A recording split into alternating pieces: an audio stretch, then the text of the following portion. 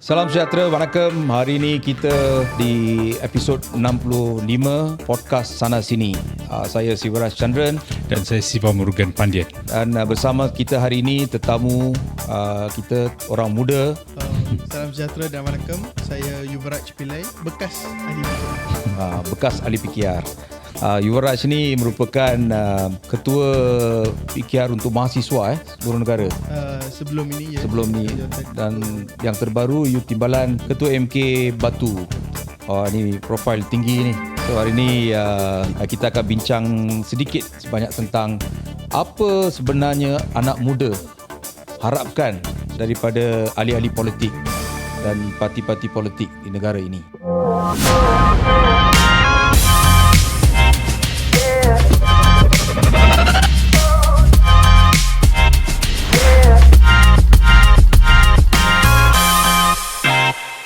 Sebab baru-baru ini kita banyak melihat aspirasi anak muda ni semakin diwar-warkan, ada TikTok yang mengatakan mereka ni anak muda, aspirasi mereka ini, harapan mereka dan sebagainya. Dan kita melihat ada satu perubahan drastik dalam boleh dikatakan dalam politik, bukan saja dalam negara, khususnya yang berlaku baru-baru ini di Tamil Nadu, yang melibatkan anak muda, penglibatan anak muda dalam politik yang tidak pernah berlaku sebelum ni. Saya percaya ada impaknya ke dalam negara kita, dalam politik negara kita. Dan saya lihat selepas tu ada juga banyak suara-suara anak muda, dan saya rasa memang relevan, memang logik apa yang diminta oleh anak muda, sebab kita tidak boleh berpolitik menggunakan modal yang lama. Mesti ada suatu tawaran baru. Dan apakah itulah hari ini kita akan bincang. Apa sebenarnya orang muda ni nak dan harapkan daripada kerajaan dan juga pemimpin-pemimpin politik?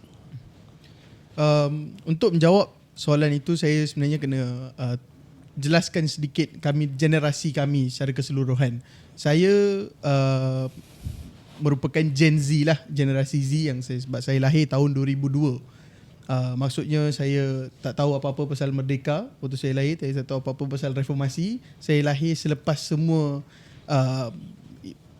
event-event politik yang terbesar yang berlaku di Malaysia lah. Maka kami membesar dengan status quo, iaitu kerajaan Barisan Nasional dan kerajaan yang buat kerja business as usual, dan kami tak ada masalah. Tapi 2018 ada perubahan yang drastik dalam kerajaan, dan pada waktu itu yang umur sebaya dengan saya pun tak layak mengundi lagi 2018. Jadi kami tak pernah tahu apa yang berlaku sebelum kami lahir, dan mungkin hanya segelintir saja tahu apa yang berlaku lah, seperti reformasi dan apa-apa perjuangan politik dan perbezaan politik dan sebagainya. Jadi kami sebagai Gen Z, kami membesar dengan satu keadaan di mana keadaan makin teruk saja. Yang kami lahir dan kami tengok, kami dibesarkan waktu sekolah menengah, kami dah ada social media dan sebagainya. Kami hanya melihat tragedi after tragedi. Kita tengok perang, kita tengok ada masalah dekat Malaysia, ada kejatuhan Perdana Menteri, dan kami tidak pernah tengok ada satu harapan yang baru untuk kami.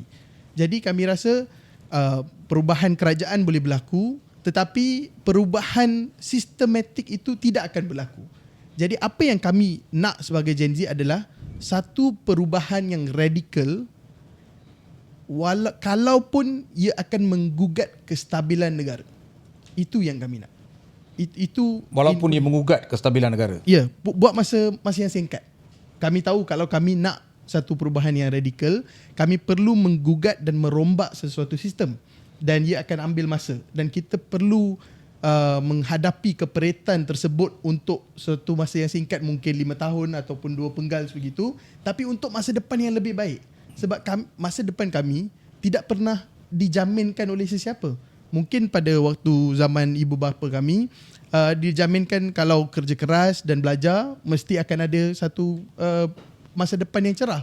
Tetapi untuk kami tiada jaminan tersebut pun. Kami hari-hari bangun dengan dikejutkan dengan macam-macam berita. Mungkin hari ini ada perang dunia ketiga, mungkin Malaysia akan dia akan terlibat dalam ini, terlibat dalam itu, ada peperangan.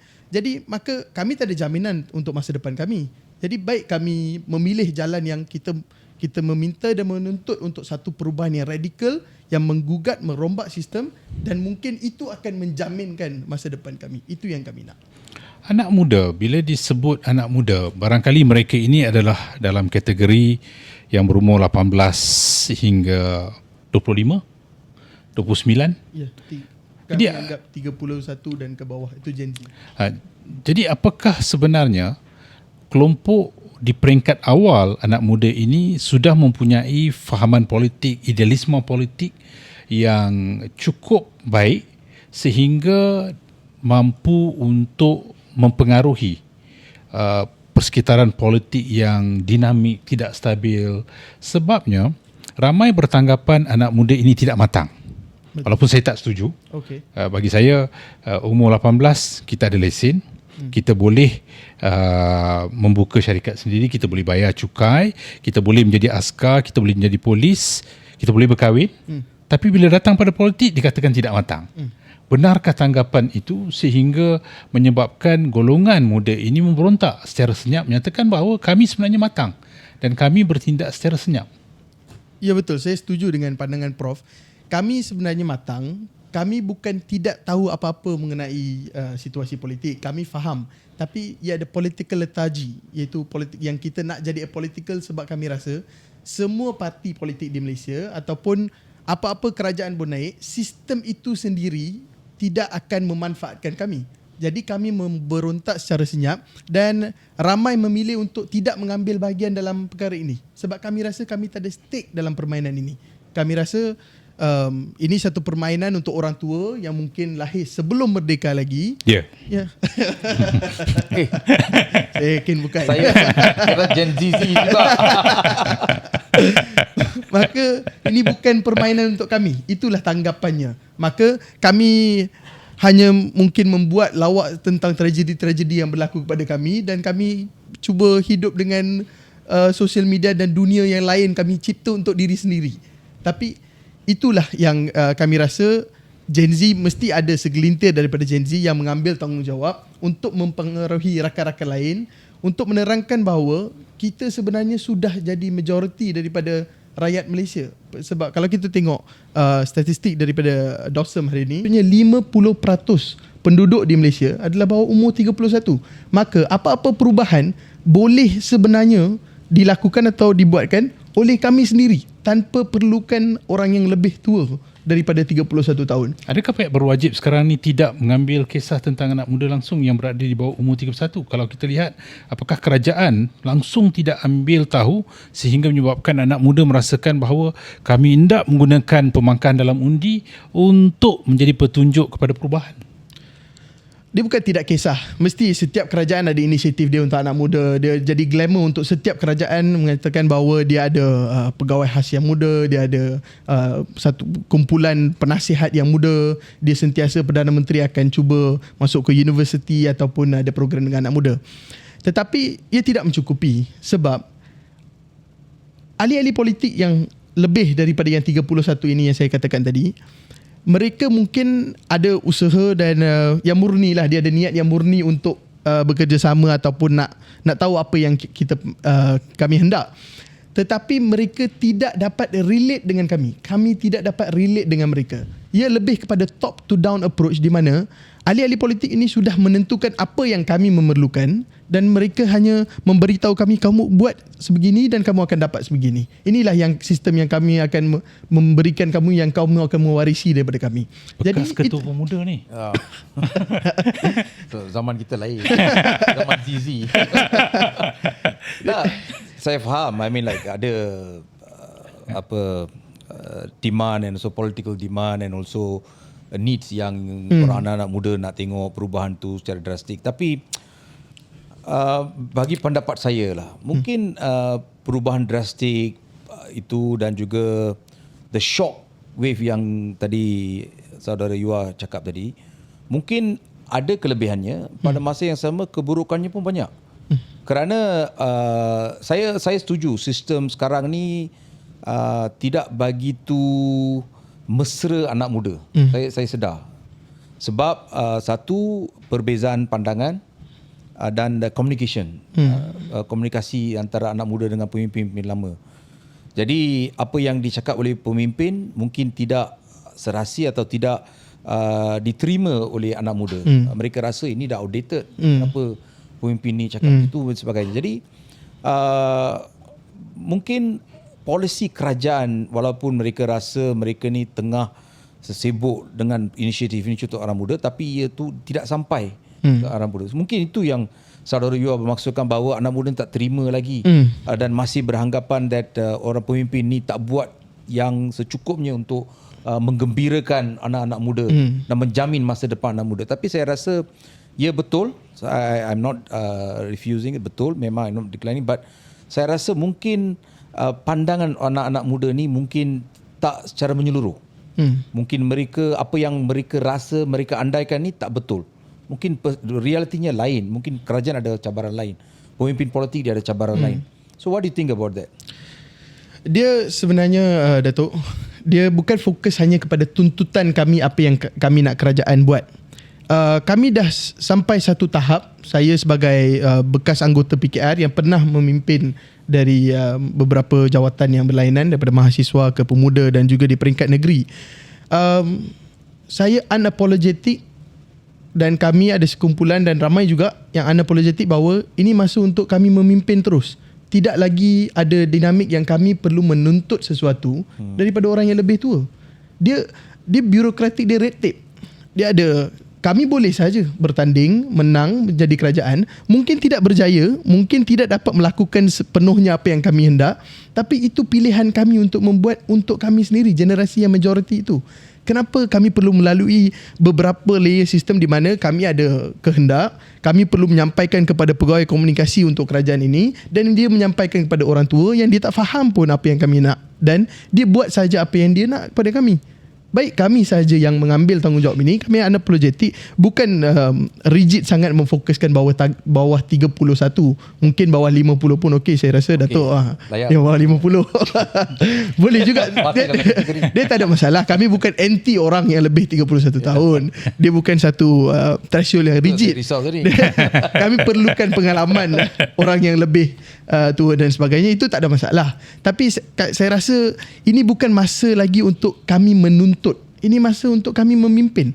Kalau kita tengok sejarah Malaysia daripada dulu lagi, itu bukan satu yang ajaib untuk kita tiba-tiba ada pemuda untuk memimpin negara kan. Daripada senarai Perdana Menteri kita, Menteri Besar, daripada mana-mana parti sekalipun.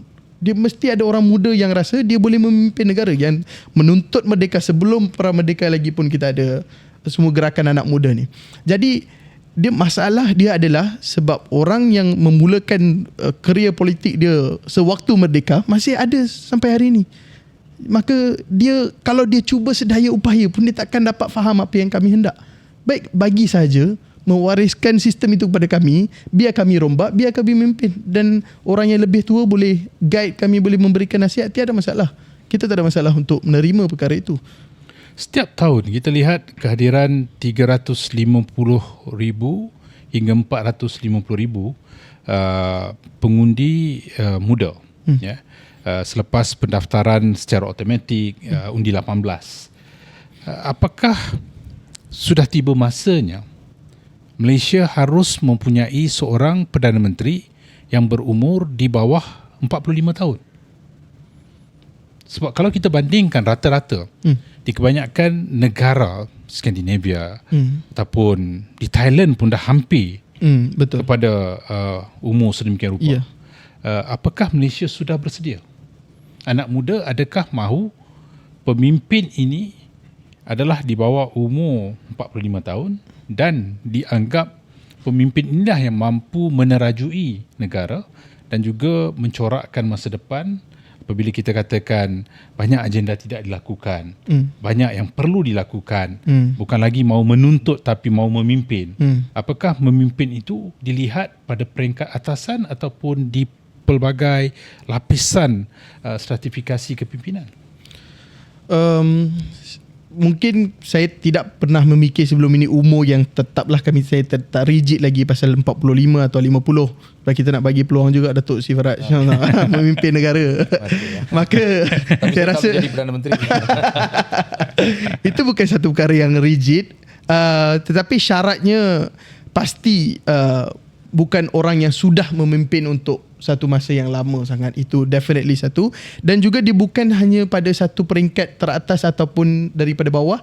Dia pasti dekat semua lapisan mesti ada pemimpin yang muda yang memimpin negara. Dan saya setuju bahawa mungkin bawah 55 is fine for us, yang dia masih boleh mendengar apa yang kita mahu, sebab perbezaan umur kami tidak banyak sangat, 30 ke 50 mungkin masih boleh mendengar apa yang kita mahu sampaikan.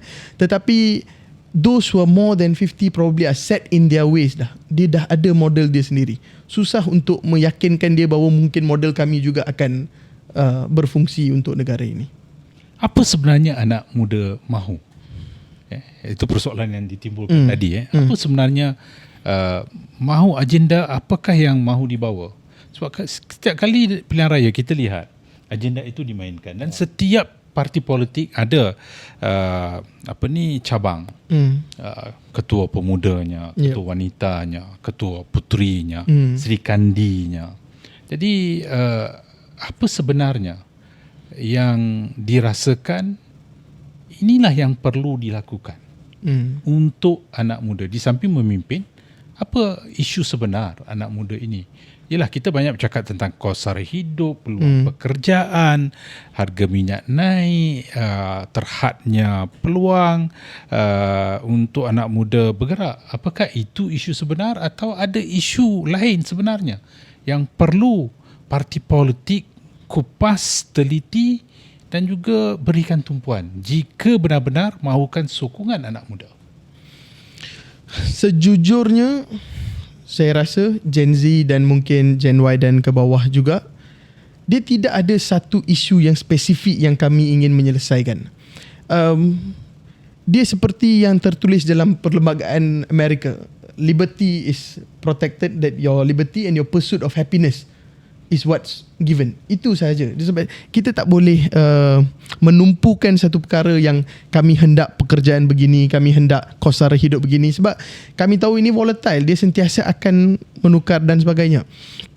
Tetapi yang saya ingin fokuskan adalah jaminan tersebut. Jaminan yang kami minta ni. Dia sebab yang saya nak jelaskan. Kalau mungkin generasi Prof dan Datuk, seperti yang saya kata tadi, ada satu jalan yang sudah ditetapkan di mana dia akan diberitahu bahawa jika kamu belajar bersungguh-sungguh, jika kamu kerja keras dan jika kamu menuntut di universiti, kamu ada satu pekerjaan yang akan membayar gaji kamu dan kamu akan dapat social mobility itu akan berlaku. Mungkin ibu bapa kita penoreh getah, tetapi generasi Prof boleh menjadi penjawat awam, boleh jadi ahli politik, boleh jadi doktor, lawyer dan sebagainya. Jadi dah ada social mobility tersebut. Dalam keadaan kami sekarang ini, kami sejujurnya tidak nampak jaminan tersebut. Sebab dulu mungkin kekurangan graduan, jadi pekerjaan banyak untuk high skill job dan sebagainya, bila keluar mesti kena gaji tinggi. Sekarang memiliki satu sijil ijazah sarjana muda tidak menjaminkan satu kerja dengan social mobility. Mungkin masih ibu bapa kami lagi kaya daripada kami dan masih menanggung kami hingga kami umur 30. Nak berkahwin masih tiada, tak mencukupi duit dan sebagainya. Jadi cara untuk kita ada jaminan tersebut adalah untuk rombak satu sistem tersebut, di mana sistem yang lama tidak boleh dipakai lagi untuk kami belajar, untuk kami masuk ke alam pekerjaan, untuk kami buat apa-apa sahaja dalam Malaysia ini. Contoh yang saya boleh beri yang paling mudah, pendidikan. Ijazah sarjana muda adalah satu sistem yang masih wujud sampai hari ini, tetapi dia bukan jaminan sudah, macam saya katakan tadi. Ada juga orang yang memiliki sijil-sijil lain daripada mungkin Google dan sebagainya yang masih boleh mendapat gaji dan juga pendapatan yang lebih tinggi daripada orang yang dapat ijazah sarjana muda. maka kita mesti daripada segi Kementerian Pendidikan Tinggi kita perlu merombak sistem tersebut dan kita perlu meletakkan hala tuju bahawa adakah ijazah sarjana muda is the mainstream anymore, or is it anyone can be anything right now. You can work from home, kami boleh kerja dari sini untuk syarikat di Amerika Syarikat dan sebagainya. Jadi kenapa kita masih tiada hala tuju yang merombak seperti itu? Kenapa masih dia hanya repair dan touch? Oh, kamu ada pilihan buat begini, kamu ada pilihan buat begini. Dan apa negara yang kami ingin menjadi? Bila kami dah umur 40 tahun, 50 tahun, apa negara yang kami akan mewarisi? Itu tidak ada hala tuju daripada mana-mana pemimpin sampai hari ini. Adakah kita negara yang perindustrian, adakah kita pertanian dan sebagainya? Itu perlu dijelaskan. Dan siapa akan ambil langkah yang drastik, radikal dan berani untuk mengatakan kita akan pecahkan sistem ini hala tuju kita, semua perlu bekerja fokus untuk ke arah ini. Saya nak sentuh sikit politik lah. Saya rasa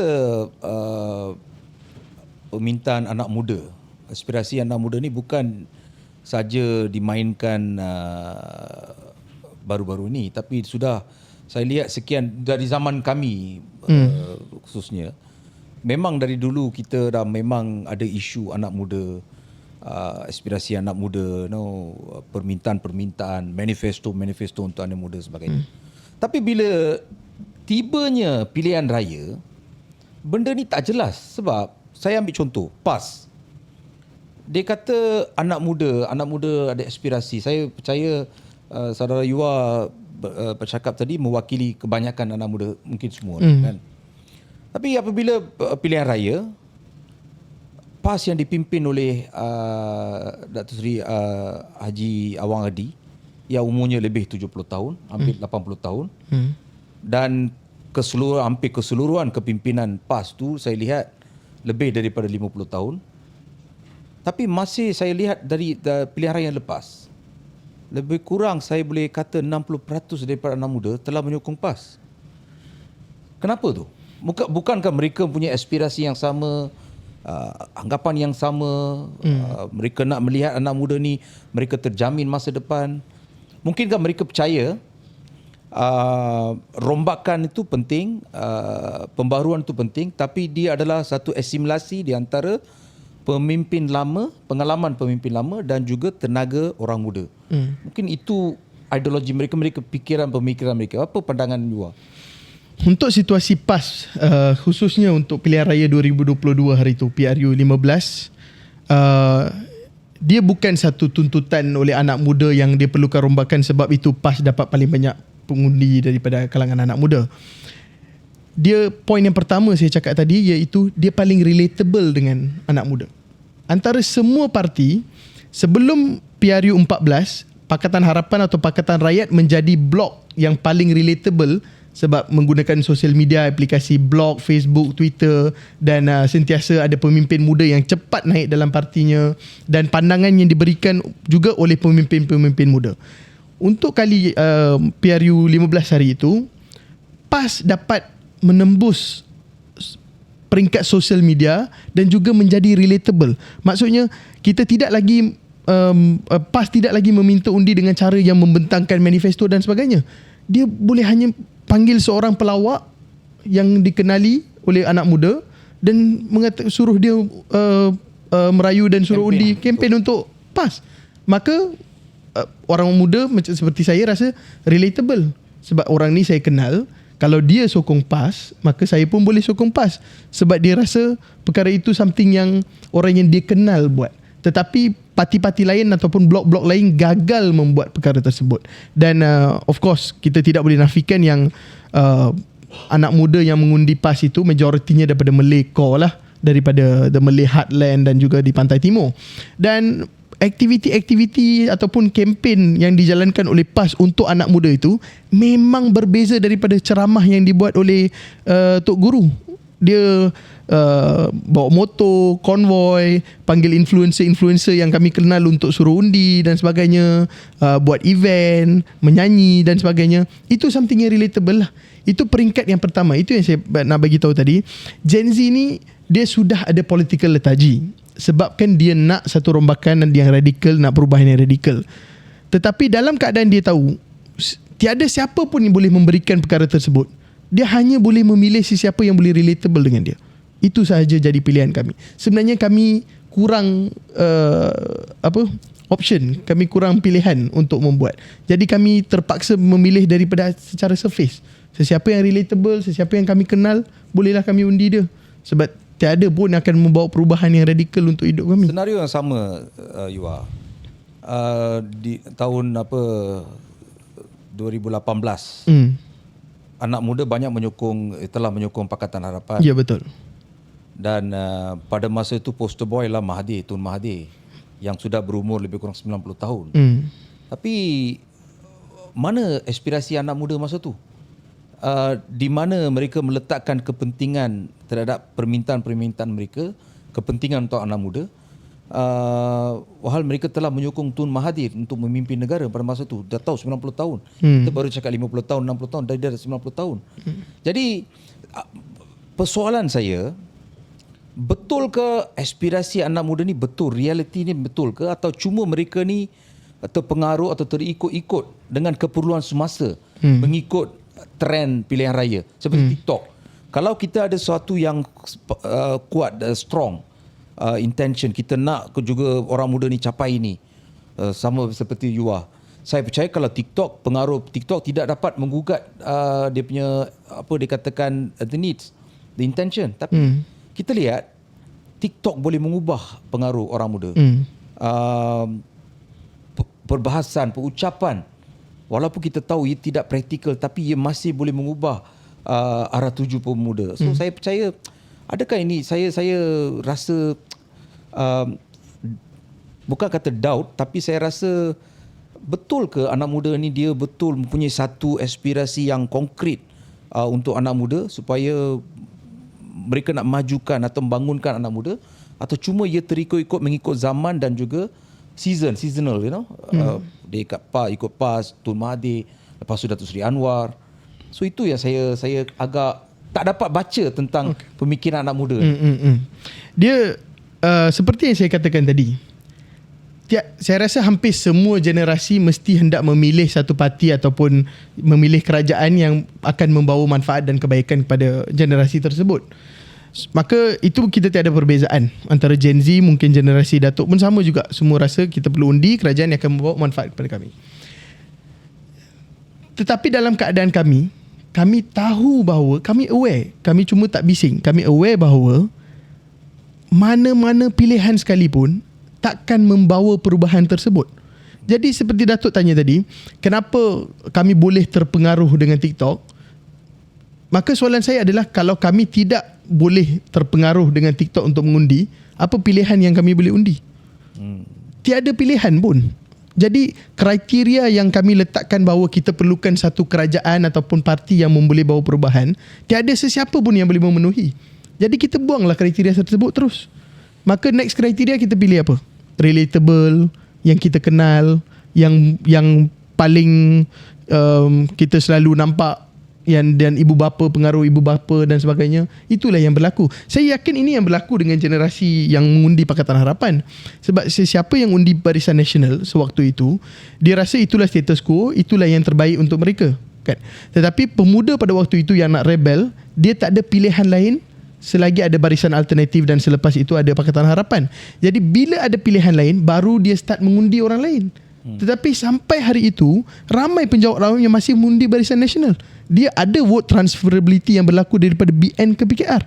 Jadi bagaimana ia berlaku? Sebab ada pilihan lain. Tapi kami tiada pilihan lain. Jadi kami terus perlu membuang kriteria tersebut, dan kami perlu mencari kriteria-kriteria lain untuk mengundi antara salah satu parti daripada yang ada di sekarang ni. Jadi kalau mana-mana calon nak bertanding selepas ni, apakah dengan memberikan tumpuan pada media sosial, alam maya, mencari pempengaruh, influencer datang, itu sudah memadai untuk menarik sokongan tanpa melihat kepada manifesto yang dibawa oleh calon-calon ataupun dokumen besar, tetapi lebih tertarik dengan tawaran yang dibawa melalui media sosial, contohnya TikTok.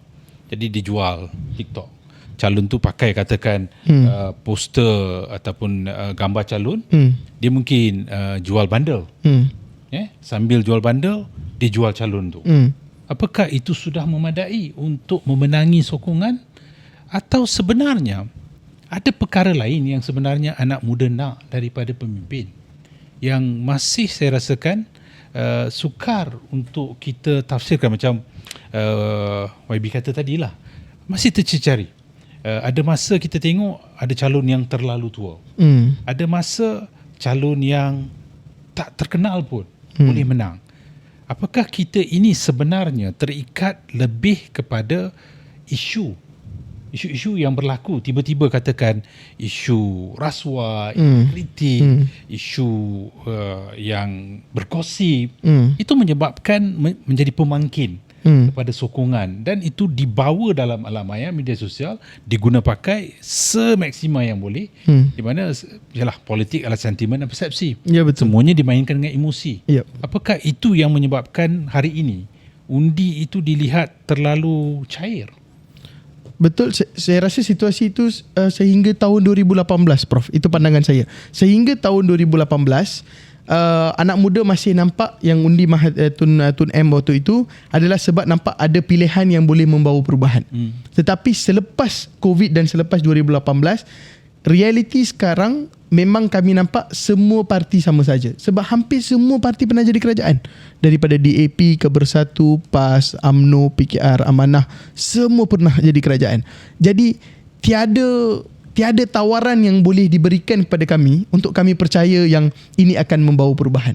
Kalau macam tu, kalau besok kita buat satu parti, Ya. Lagi satu parti. lagi satu parti, parti yang tidak bersama contohnya, tetapi semuanya adalah calon-calon muda Ya. sebagai pemimpin. Okey. Ada calon lelaki, wanita, bandar, luar bandar. Dia menarik. Dia ada latar belakang yang menarik. Apakah tawaran itu akan mendekati golongan muda dengan mudah berbanding dengan parti-parti yang sedia ada, yang masih terikat dengan amalan mereka? Ya. Walaupun kita dah ada parti Malaysia United, mirip kepada Manchester United. Tetapi apakah kalau ada satu parti baru yang dipimpin oleh calon-calon muda ini yang mungkin berumur bawah 45 tadi, apakah mereka sudah boleh menerokai politik baru di negara kita dalam pilihan raya akan datang? Ya, saya yakin. Ya. Kalau ada parti baru yang dipimpin oleh mungkin pemimpin yang bawah 45 tahun, tapi yang penting juga dia tidak boleh menjadi seperti tiga koalisi besar yang sudah wujud yang pernah jadi kerajaan. Betul. Dia mesti memberi tawaran yang radikal, yang nampak perbezaannya ketara daripada yang lain semua sekali. Yang itu seksi untuk kami. Untuk kami rasa, oh dia je lain. Dia je yang nak buat perkara yang kita hendakkan. Dia je yang nak berani mengatakan apa yang kami nak. Kalau dia berani buat perkara itu, saya yakin undi itu boleh dicapai oleh mana-mana parti yang ingin membawa imej tersebut. Tetapi kalau parti yang baru wujud, dia kalau perpecahan daripada parti yang sedia ada, tetapi ideologinya masih sama, dia memfokuskan pada individu ataupun satu kumpulan untuk menang pilihan raya itu, susah untuk dia dapat. Dia mesti perlu ada tawaran yang dia radikal. Saya ingin menekankan dekat sini yang tak semestinya kami tahu apa yang betul. Ya. Gen Z ni kami tak semestinya tahu kami yang betul. Yang saya minta tadi dari tadi, kami nak rombakan, kami nak tuntutan radikal berlaku dan sebagainya. Tak bermaksud tuntutan radikal tu adalah satu perkara yang spesifik yang kami sudah tertulis antara semua, ada konsensus yang ini akan membawa kebaikan. Tidak ada. Kami cuma tidak kami tak nak pilih yang lama. Itu saja. Jadi ada sesiapa yang lain boleh undi, boleh bawa tawaran yang baru. Kami tak tahu pun sebenarnya kalau benda tu realistik ke tak. Ada perkara yang kami memang tidak akan faham.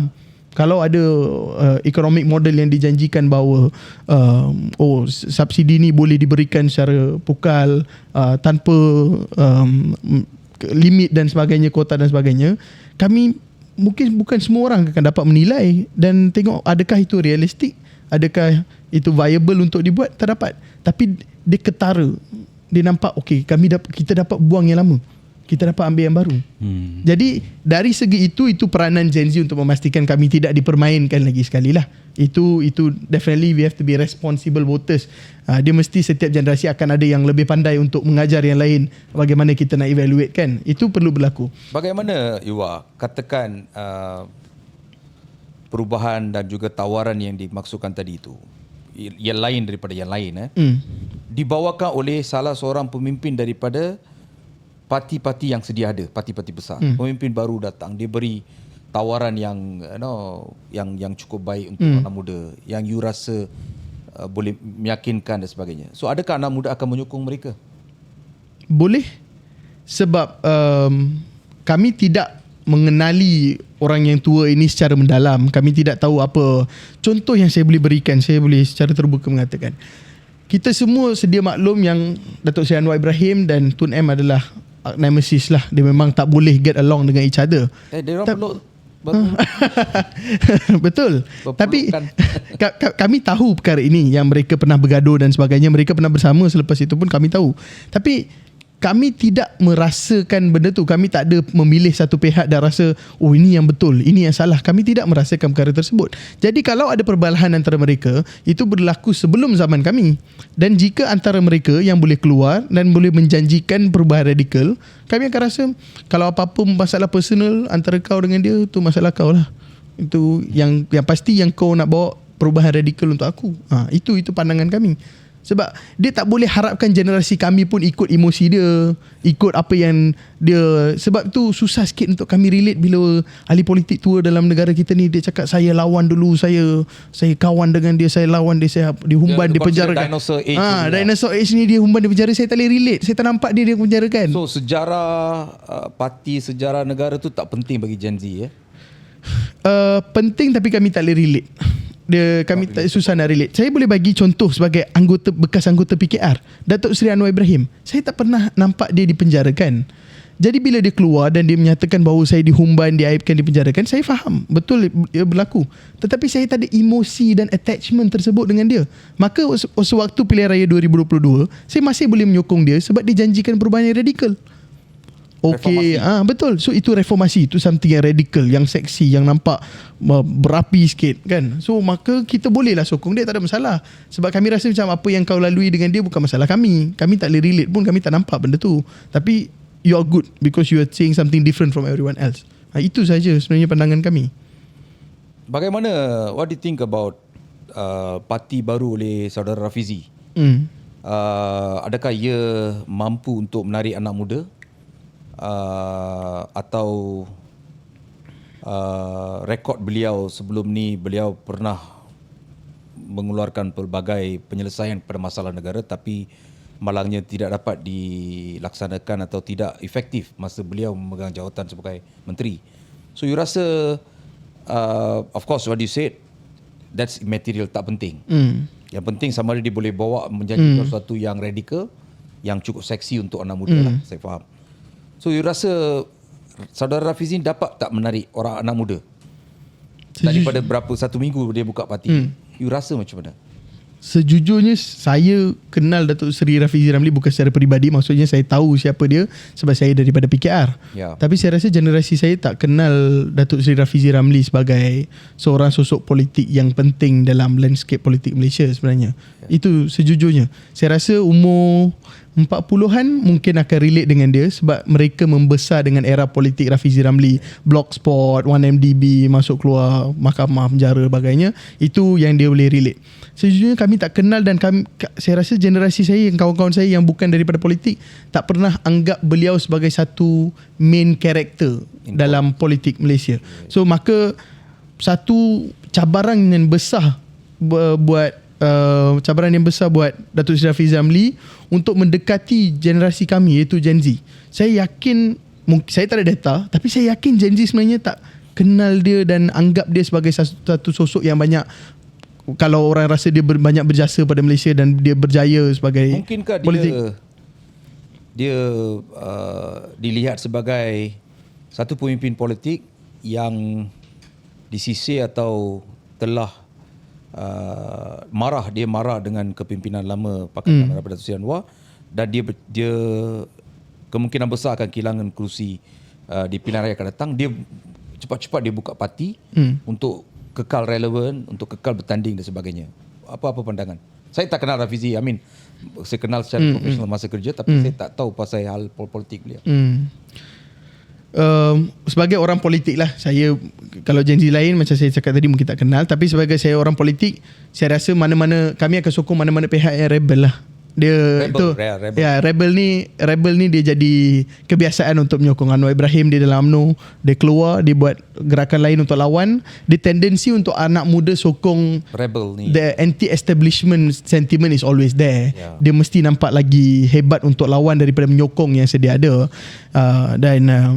Dari zaman saya pegang jawatan pengurusi mahasiswa PKR itu pun, boleh tanya anggota parti, saya dikenali sebagai sentiasa yang mengkritik kerajaan. Saya pernah minta Datuk Seri Anwar Ibrahim letak jawatan. Kami mengkritik kerajaan hari-hari. Kami suruh Menteri KDN letak jawatan. Itulah tugas kami sebab kami rasa rebel.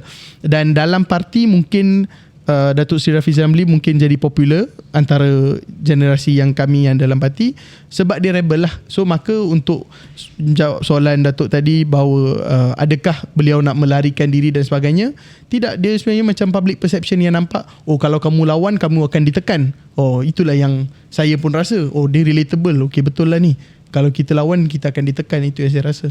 Apa harapan kepada perubahan yang sedang berlaku? Banyak sangat drama berlaku. Episod dalam politik tanah air. Tadi pun Yuwa dah katakan fatigue, dah lesu politik kita. Apakah ini sebenarnya kita nak untuk masa depan kita?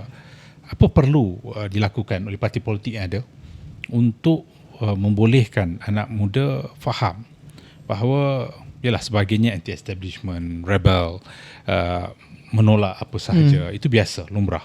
Mudah untuk menjadi pembangkang, bukan mudah untuk menjadi kerajaan. Betul. Dan dalam konteks hari ini, mudah bertukar kerajaan. Tidak ada lagi rasa takut. Jadi dalam konteks ini, apa peranan? Sebenarnya apa harapan anak muda yang mahu disampaikan kepada penonton kita? Sebagai anak muda daripada kalangan Gen Z, kami sememangnya seperti yang Prof katakan, lesu, letargik terhadap politik Malaysia. Itu kenyataan.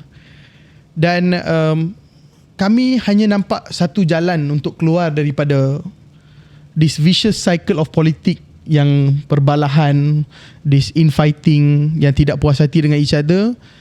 Unfortunately, untuk pastikan kita membersihkan politik daripada orang tua yang sudah lama berada dalam politik ini, maka harapan kami adalah kita sendiri dapat memimpin daripada menuntut daripada mana-mana pihak ataupun orang yang tidak dapat relate dengan kami lagi. Kita sendiri, saya tak kisahlah, mungkin kamu di kawasan kamu, kalau kamu dikenali pun kamu boleh pergi bertanding dalam pilihan raya. Harapan kami kali ini kita dapat membuat satu perubahan yang tidak lagi kosmetik. Dan kita patutnya ready untuk menghadapi keperitan buat sewaktu yang singkat untuk perubahan radikal lah. Itu yang kami nak. Dah ada kerusi belum? Belum. Adalah. Kerusi hari ni dapat yang ni. Apa, at least dapat kerusi. Dengan tu kepada penonton-penonton podcast sana sini, kita ke penghujung podcast. Saya ucapkan terima kasih kepada saudara Yuwa Raja. Saya pun sendiri belajar apa anak muda, so saya boleh prepare untuk next election. Kerusi mana? Kerusi Kerusi ni juga. Tapi apa yang saudara Yuwa cakap betul. Masa kita muda ni kita rebel. Saya pun pernah, masa saya jadi ketua pemuda, pernah minta masa tu Menteri KDN, Menteri Tan Sri Muhyiddin letak jawatan berbilang kali. Tengku Adnan, banyak kali lah. Saya pun kadang-kadang dia orang tak suka saya. So umum kita masa tu tenaga kita berlainan. Dan pengikut-pengikut kita berharap kita ni jadi rebel macam tu, baru kita akan diterima dan disokong oleh anak muda. Saya faham. Dan selepas satu peringkat umur, kita tidak boleh rebel macam tu sangat. Jadi kita kena slow down, tone down sikit. Ya, betul. Tapi semangat perjuangan tu masih kita ada. Kita masih bertekad untuk berjuang untuk negara kita, nak pastikan negara ni aman, damai, makmur, perpaduan dicapai, teruskan, pembangunan diteruskan, corruption must be eradicated. Very important. Kita nak pemimpin yang berintegriti tinggi. Ini semua list yang bucket list yang kita rasa harus dibawa oleh setiap anak muda supaya kita melihat masa depan yang jelas, masa depan baik untuk negara kita. Dan pada masa yang sama saya juga ingin mengingatkan kepada pemimpin politik, dengarlah, inilah aspirasi anak muda, apa yang mereka harapkan. Kalau kita tak membetulkan kesalahan kita, tak membetulkan kekurangan kita, dan kita tidak akan kekal relevan dalam masa akan datang, kerana pengundi muda adalah lebih kurang 60% daripada pengundi di PRU16. Jadi bersiap sedialah. Ini cabaran, bukan senang. Ini perlukan hati yang besar untuk membenarkan orang-orang muda untuk memimpin dan beri peranan yang lebih signifikan dalam parti dan sebagainya, supaya mereka boleh memimpin dan terus kekal membawa parti kita ke arus yang lebih relevan di masa akan datang. Saya ucapkan terima kasih kepada saudara Riwa. Saya hanya nak tambah satu boleh? Ini nasihat kepada ahli politik yang sudah tua. Jangan jelaskan kepada kami situasi anda dan minta kami untuk jadi pragmatik. Jangan minta kami untuk jadi matang sebelum waktunya. Ini waktu kami untuk rebel dan menuntut sesuatu yang radikal. Bila kami dah tua, kami akan jadi lebih pragmatik daripada sini sekarang. Okey, sekian, terima kasih. Prof, anything? Itu je. Terima kasih. Thank you. Dan sebelum tu saya ingin mohon kepada penonton-penonton, sila like, share dan subscribe podcast kami. Dan kami akan bawa episod yang seterusnya di minggu yang hadapan. Terima kasih.